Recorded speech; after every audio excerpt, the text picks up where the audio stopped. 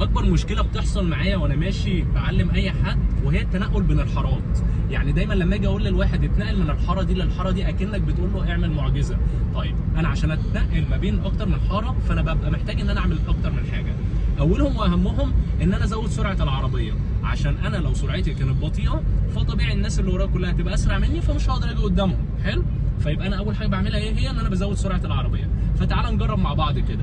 انا بزود سرعه العربيه اهو، وببدا ان انا ادي اشاره ناحيه الشمال. يعني بص كده قدام معايا، انا دلوقتي ماسك اليمين خالص وعايز اروح في الشمال خالص، فبزود سرعه العربيه، بدي اشاره ناحيه المكان اللي انا عايز اروحه، وببدا اتنقل تدريجيا كده ما بين الحارات. يعني انا جيت من الحاره دي للحاره دي، خلاص كده ده مكان انا كسبته. ما ينفعش لو حد جاي من على شمالي ارجع تاني يمين، لا انا خلاص جيت هنا بقيت في الشمال. طيب انا عايز اجي في الشمال اكتر، هل ينفع؟ برجع ابص في المرايه تاني وببدا اشوف هل ينفع ان انا اروح في الشمال؟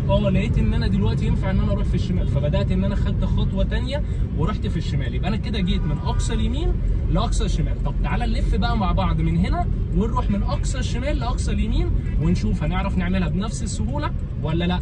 انا برضو جيت لفيت اليوتيرن ده، فلما لفيت اليوتيرن ده انا هنا بقيت في اقصى الشمال خالص. جميل قوي. عايز بقى دلوقتي وانا ماشي هنا ابدا اروح في الحاره اليمين خالص. فاول حاجه بعملها ان انا بجري جامد، سبقت حتى العربيات اللي ماشيه جنبي، وبدات ان انا اديت اشاره وبدات ان انا اتنقل تدريجيا. جيت سنه صغيره كمان سنه، ببص في المرايه لقيت ينفع اجي كمان شويه كمان شويه كمان شويه. لو تلاحظ انا ما جيتش من اقصى الشمال لاقصى اليمين مره واحده، انا عمال اجي تدريجيا لغايه ما بقيت في اليمين خالص. بس كده يا سيدي، والموضوع مش صعب خالص.